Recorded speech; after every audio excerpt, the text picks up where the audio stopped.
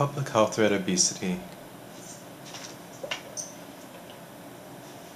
What is obesity and why is it a threat?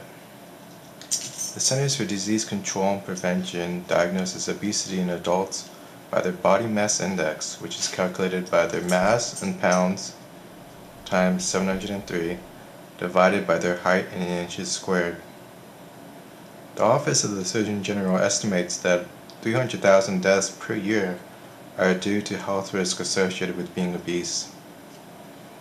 These risks include an increased chance of heart diseases, high blood pressure, diabetes, certain types of cancers, breathing problems, arthritis, and complications during pregnancy. There are also quality of life issues associated with being obese, such as reduced mobility and stamina, depression, and social, academic, and job discrimination. Merced County has the second highest rate of obesity in California. This chart shows the prevalence of obesity in Merced County, in California, and for the entire USA, with Merced being in blue, California in orange, and the United States is yellow. While looking at this graph, Merced County doesn't appear to be so bad compared to the rest of the United States. If we compare it to Marin County, which has ranked first in terms of healthiest county, we notice a big difference. But what accounts for this difference?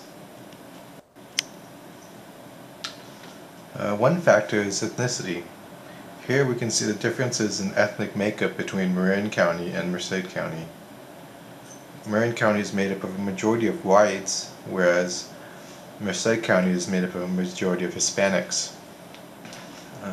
This translates into an income disparity, where we see that a big chunk of individuals in Merced make between $20,000 and $30,000 a year, while a big chunk in Marin County make greater than $135,000 a year. So why does that ethnic and income disparity affect obesity? The U.S. Census Bureau has statistics that show that whites and Asians make more money than African Americans and Hispanics. One might think that lower income means less money for food, and less food would mean less obesity. But that isn't the case. Studies have shown that low-income groups have a higher percentage of obese people in developed countries. This is due to nutrition and physical exercise.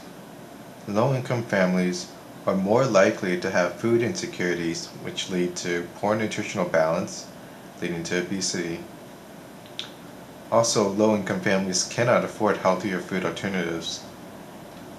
Low-income communities also have less parks, playgrounds, and other public recreational facilities, which is associated with less physical activity, also leading to an increased risk of developing obesity. So how do individual choices affect obesity? Things like sugar-sweetened drinks, such as sodas, are associated with a higher risk of obesity.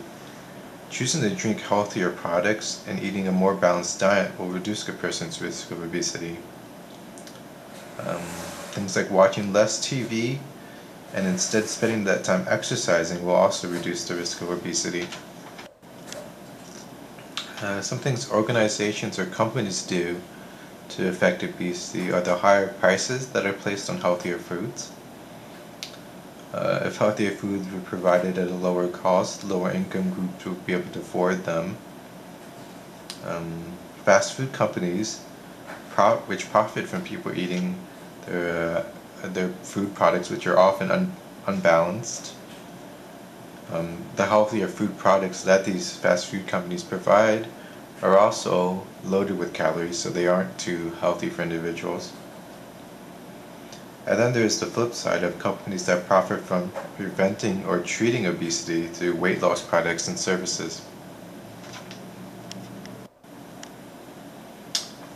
Communities can have an effect on obesity as well. They determine the location and the number of fast food restaurants, the number of parks, playgrounds, and public recreational facilities. The government can also affect obesity. They can choose to place restrictions on advertisements targeting children. They can require more nutritional information on these advertisements. They can restrict food benefits, or food stamps, to healthy food products.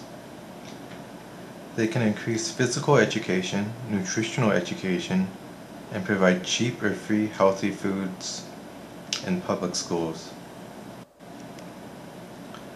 This system of higher costs for healthier foods sets up lower income groups to be more likely to develop obesity. Less money in these lower income communities leads to less parks and playgrounds and public recreational facilities, leading to less physical activity, which then leads to an increased risk of developing obesity as well. Also, children have a higher risk of developing obesity if their parents are obese, largely because their parents' nutritional and physical habits are forced on their children. Unless actions are taken at the individual, group, and community levels to address these issues, the prevalence of obesity will continue to rise.